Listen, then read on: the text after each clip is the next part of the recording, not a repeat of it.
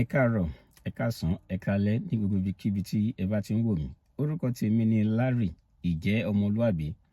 Gẹ́gẹ́ bí ẹ ti mọ̀, ọ̀rọ̀ ìgbaniníyànjú àti jíjẹ́ ọmọlúàbí ni ohun tí máa ń sọ̀rọ̀ lé lórí, pàápàá jùlọ láàrin àwọn ọ̀dọ́. Lọ́jọ́ tòní, ohun tí máa sọ̀rọ̀ lé lórí ni Tani Yoruba. Àǹfààní tó wà nínú kí èèyàn mọ ìtàn ìran èèyàn ni wípé it will help us from being manipulated. Ẹ̀yà tá ń pè ní Yorùbá lọ́jọ́ tòní, ẹ̀yà tó ti wà tipẹ́ ni. Otu lórúkọ tá a kọ́kọ́ ń jẹ́ kó tó di pé a change sí Yorùbá. Tí orílẹ̀-èdè wa tó ń ṣe Ifẹ̀. A ná àwọn great legends, the likes of Ọ̀rúnmìlà, Ọbàtálá, Ògún, Odùduwà, and so on. Oníkálukú àwọn bàbá wa yìí ló ní impact wọn láyé. Fún àpẹẹrẹ, Ògún during his time, he was so talented tó jẹ́ wípé àwọn èèyàn máa ń pè ní Ògún onílàákàyè.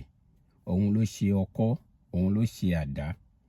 Ògún onílàákàyè ló máa ń pè, òun ló di Ògún lákáyé.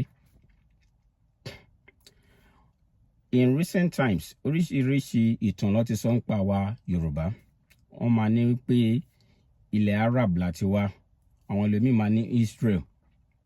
Tẹ́lẹ̀ jẹ́ pé irọ́ pátápátá ni, fàbú ni.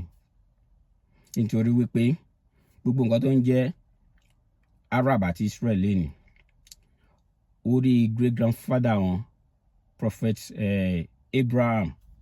Ibrahim ló ti bẹ̀rẹ̀.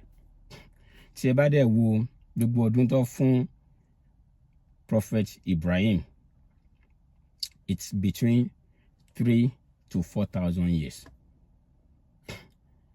Àwa Otu, a ní ìtàn tó lé ní ẹgbẹ̀rún ọdún márùn-ún, méje, even 10,000 years.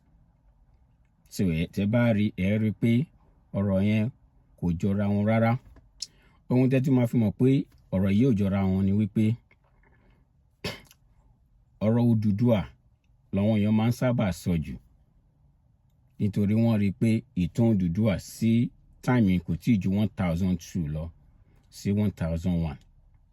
Bí yá máa ń sọ eléyìí láti lè fi diminish ìran wa pé à ń ṣe ìran tó ti pẹ́ ni.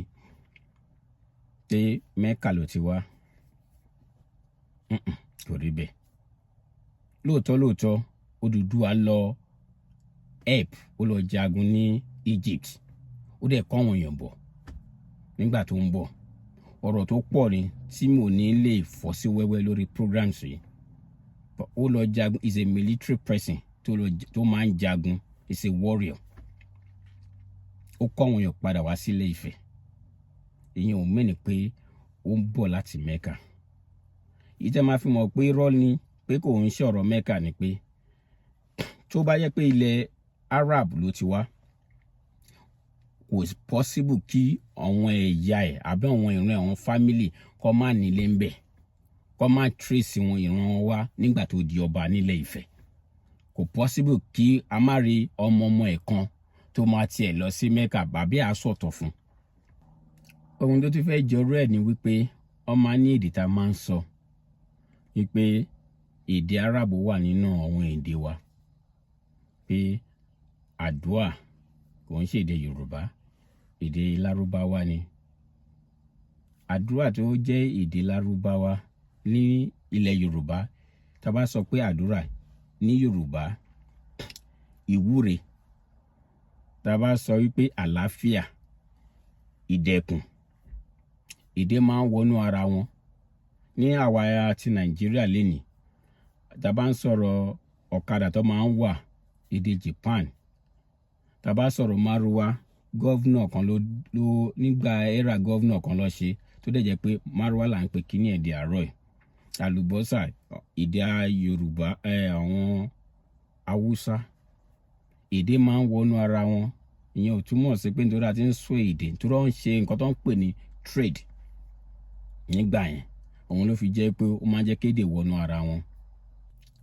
Láti bẹ̀rẹ̀ fídíò yìí, mo sọ fún yín pé O2 là ń jẹ́ kó tó di pé a dé Yorùbá. Kí nìdí tí a fi kúrò ní O2 tá fi di Yorùbá àti pé ọdún wo ni? Mo ti wo fídíò yìí, mo ti rí pé ó ti wọ bí 5 minutes plus. Mi ò ní fẹ́ jẹ́ kó gùn jù. Màá ṣe apá kejì ẹ̀.